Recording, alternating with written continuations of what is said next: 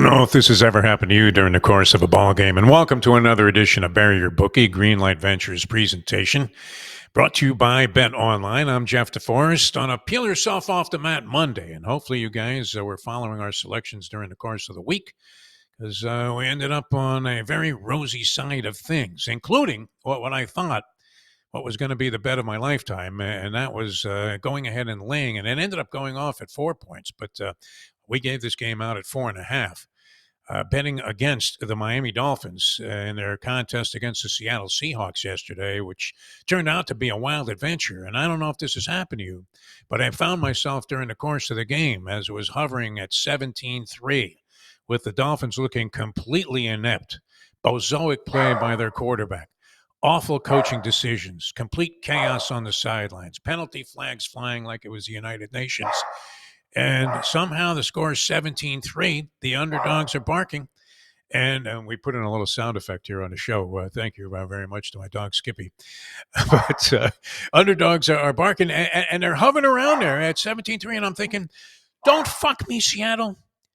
Don't fuck me. I don't know if you found yourself doing that. Maybe in our other big play, which was given out by Troy West, turned out to be a winner. The FSU game. You were thinking, don't fuck me, Seminoles. Don't fuck me. A couple of missed field goals in that game made all the difference in the world. Hey, if you are betting, and hopefully you had a winning weekend, we did, as I said, to the tune of 9-2 in the last couple of weeks. Very impressive, 19-7 from our handicappers, and that even includes a couple of my errant selections, like the USC pick. Bet Online is the world's most trusted betting platform and your number one source for everything football. Bet Online has every stat, they have every matchup, and they even have live odds and spreads during the course of the game. If you think you really know your stuff, check out all the various contests that they make available. Big prize money at stake in that, too. $300,000. I mean, you're talking a lot of dimes there. When the game's over, head on over to the online casino. You can play poker. You can play blackjack. You can engage in over 150 slot games they make available to you. Head to the website today and get in on all the action. Bet Online. The game starts here. All right, a lot of ground to cover here. Getting back to that, though, when you have the bet of your life, I mean, where do you go if you lose the bet of your lifetime? Well, we kind of emphasize this all throughout the week. We couldn't see one of the big issues, and because this is our hometown team here that we were following with the Miami Dolphins. We're supposed to be this high wire act again this year. Remember, just a season ago around this time of the year, they put a 70 spot up on the Denver Broncos. Sean Payton, they made him just rue the day that he decided to get back into coaching. Pummeling, the likes of which they only, if they hadn't held back, they would have set the record all time for points in an NFL game in that contest. But they kind of went in under wraps, and that was fine. And we thought, my God, this Mike McDaniel, the coach of the team, is a genius. Well, we were looking for somebody that would be more reminiscent of Ray Nitschke than Nietzsche, the philosopher. And yet we kind of thought we had a little bit of both going with Mike McDaniel, who was very relatable, good guy. Everybody was rooting for him. And then things started to become a little bit suspicious as you started to see an unraveling of the team towards the end of the season. They blew that Tennessee game on horrible play calling by Mike McDaniel. And his tenure as the coach, even though he just got a very generous extension from probably the best owner in the league that you could possibly work for, Stephen Ross, who doesn't give a flying one about the results. It's just like, hey, yeah, take my money. You don't see a Hassan Reddick situation with the Miami Dolphins. Everybody got paid, including McDaniel.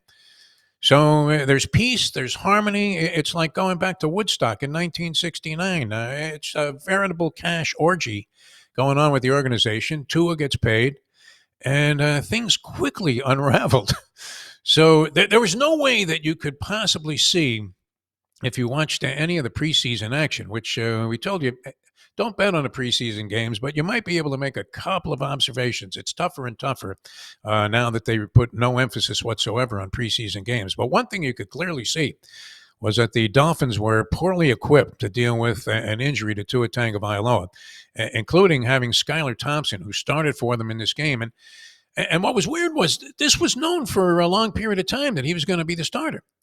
Now, if Mike McDaniel is the kind of coach that you would like to see lead your organization into a Shula-esque type of tenure, then he's able to coach this kid into a position where he's not a complete vulnerability and a disaster for the Miami Dolphins during the course of the game. Even though statistically he completes 13 of 19 passes, it could not have been. That was the ugliest 13 of 19 you will ever see anywhere. And yet, from a betting standpoint, so the line goes off at 4. It's clear the Dolphins are not going to score a point in this game. They get the ball. Their only points came when they got the ball on the 5-yard line and ended up going backwards to like the 30, and they managed to kick a long field goal to put 3 points on the board. Other than that, it was a complete shit show offensively. The coaching probably was at fault. The report card, if you did one of those things where they rate the coaches and the offense and the defense, special teams, it would have looked like my college transcript, but maybe with a couple of less incompletes. But it certainly was Blutarski-esque, 0.0. And yet, here's the agony if you're a degenerate gambler. And what was great about following this game, because even if you had the game at 4, it's 10-0 right away. They get tagged with a haymaker. It was like Aaron Pryor coming out of the corner in their Goyo fight. He comes right out and boom, hits him right on the chin. That was his trademark, his MO, the great Aaron Pryor, the Hawk. And it's 10-0 right away. And you're thinking, wow, this is going to be a piece of cake. And sure enough, the Dolphins then get this hideous turnover, and it looks like they're going to go in and make it 10-7. That they're, as we said, they get backed up, and they only have to, they have to settle for the field goal. So 10-3, and it becomes 17-3. And then, have you ever been at a wedding or any kind of ceremony, a celebration, catered event, where there's always one tray of hors d'oeuvres that is just hovering around the room the entire time? I don't know. Maybe it's like a squid eyeball and cream cheese. And you ask the Guatemalan lady who's serving it, what is that? And she can't really explain it to you in any kind of a way that would make it decipherable. So you're thinking, nah, I'll lay off that.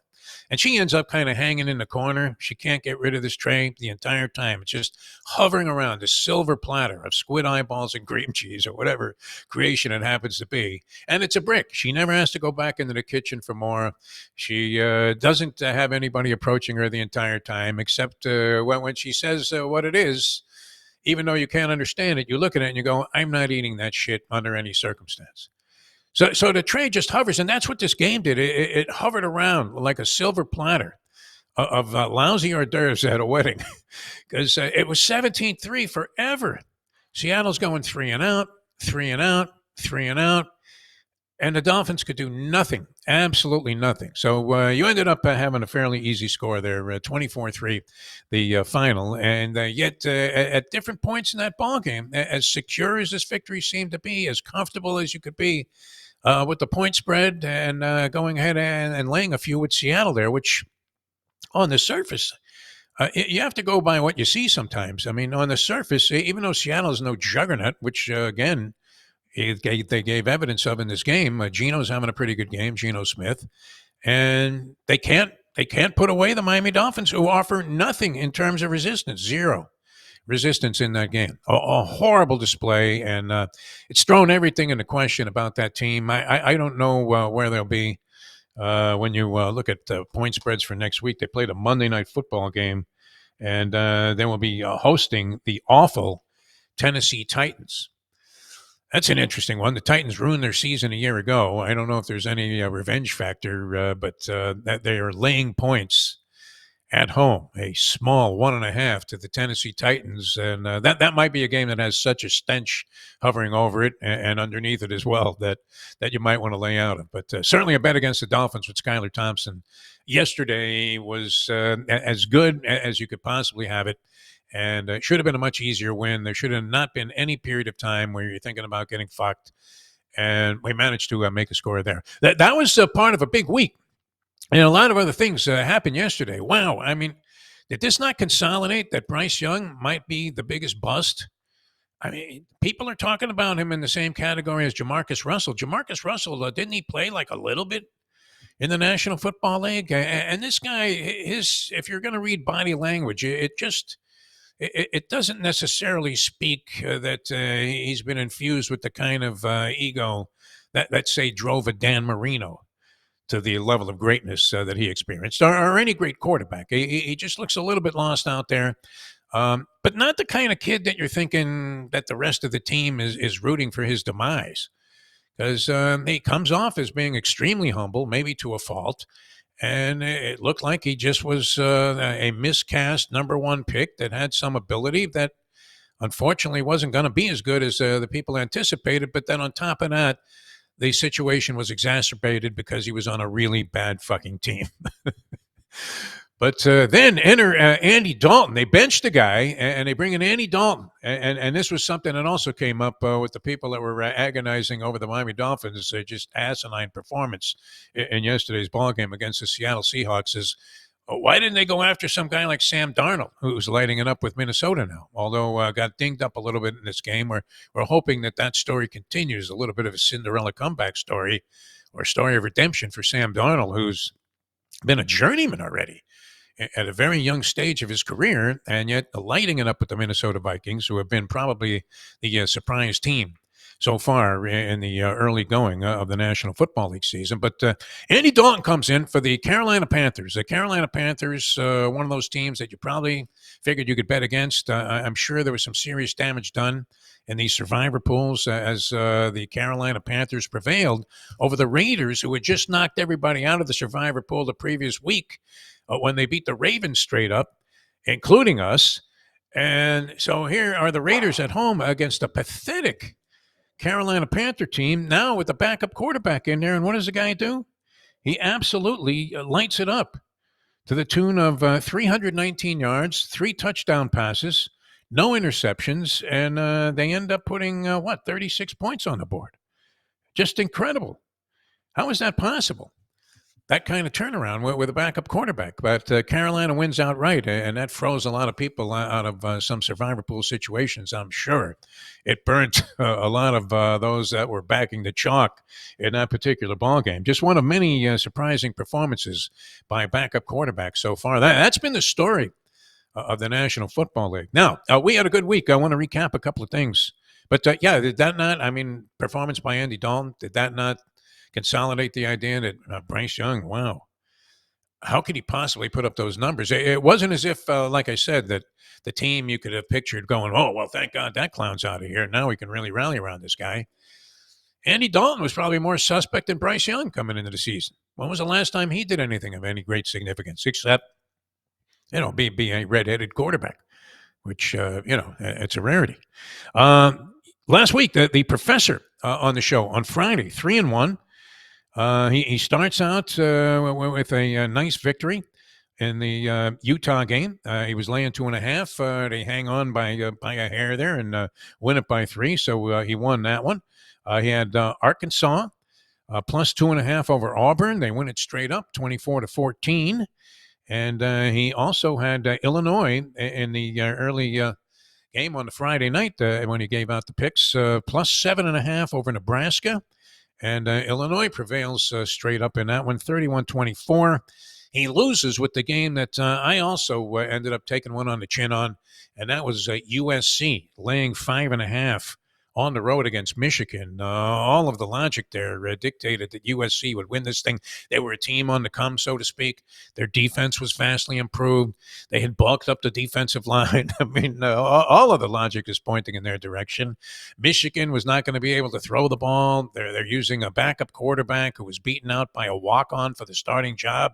And this kid, Orgy, they're going to have to just stuff the ball up the middle the entire ball game. We did not know that USC was going to have so much trouble tackling and allowing a couple of huge plays that did them in, including losing the game outright. It appeared late in the going there that this was going to not turn out well for the USC backers. They're laying 5.5 because they were going to need a field goal. They got in a position to maybe cover the point spread, and then that fell apart. And Michigan came back and not only was going to be covering the point spread, but they ended up winning the game outright on a 4th and goal. So Michigan surprised us. That was one of our losses. Troy West gave out 3 picks on Wednesday. He liked the Jets in the Thursday night game, which we did as well. And that turned out to be very fortunate. The Jets annihilating the New England Patriots, who really were never in that one whatsoever. Florida State was his big play of a lifetime. And life and death in that one. My God. you would have had to be on some kind of morphine or Dilaudid drip to get through that ball game if you had a ton of money riding on the Florida State Seminoles. They're at home against California. Troy did not like California's team that much. Little Fugazi record at 3-0. The Seminoles coming in at 0-3. They have SMU on the horizon. Going to be a real rough game for them on the road. So a distinct possibility that if they lost that game, they were going to be 0-5 in the early going of the season. And Mike Norvell, who was the darling of everybody's opinion last year on the team, all of a sudden he's Ed Ogeron. He's on the hot fucking seat. And they're calling for his head. And they're thinking, well, geez, can we get Lane Kiffin in here to coach the team? Meanwhile, Lane's writing his own ticket there at Ole Miss playing cupcakes and just reeling off romp after romp and looking like he could pick whatever spot he wants down the road. But that's getting ahead of ourselves. In this game, you're tortured all the way. If you were a Calbacker, 3-0 team going against an 0-3 team on the road, two missed mid-range field goals, either one of which is made, and you had the point spread covered. You were in a winning position. So that was truly a game that was indicative of just how sharp these line makers are, number one, and how sometimes, I mean, you need luck in this game for sure. And you didn't have any if you had California. The two missed field goals were deadly. FSU managed to cover the spread there and laying 2 points. So Troy wins that game, and then he had Washington laying 10 and a hook over Northwestern. They win that 24-5, so won that one handily. So a 3-0 week there. The professor and Troy West combining for a 6-1 total. We went 1-1 with our USC play, but that was a duplicate. So overall 9-2 when you throw in Scotty M's 2-1. So good spot to be in here. And you have two games tonight on the slate. I'm not sure that I have a strong opinion about either of these games. Monday Night Football, the Bills hosting the Jags. The Jags are off to an awful start. Jags are getting 5.5 points. I'm not sure that's enough points, but this is the National Football League, and there does seem to be a little bit of an air of desperation with some of the teams that got off to rotten starts. You saw the Ravens almost, as our good friend Henry from No Filter likes to say, almost shit the bed late in that game against Dallas, which looked like it was in the bag. I turned away from that game having a little bit of a rooting interest in the Ravens on the money line in that one. Managed to just barely hang on and prevail with that and the 1 point spread. But Bills and Jags tonight. Jags are getting 5.5, and the Bengals and the Commanders, the Bengals who are yet to score a victory, 0-2 on the season, looking to beat the rookie-led Commanders in this game, and they're laying 7 points. That's a tough call. Both of them are very tough calls. So I'm going to wish you nothing but the best of luck with that. As we said, a lot of bludgeonings taken. The 49ers losing, and they were very depleted, but the way they lost, the fashion in which they lost, certainly hurt a lot of people.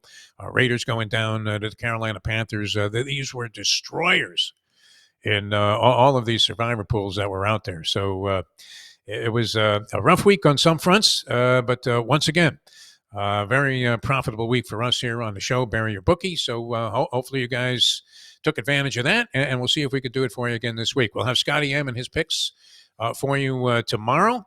And then Troy West comes off the sweep, and so far 5-1 on the football season.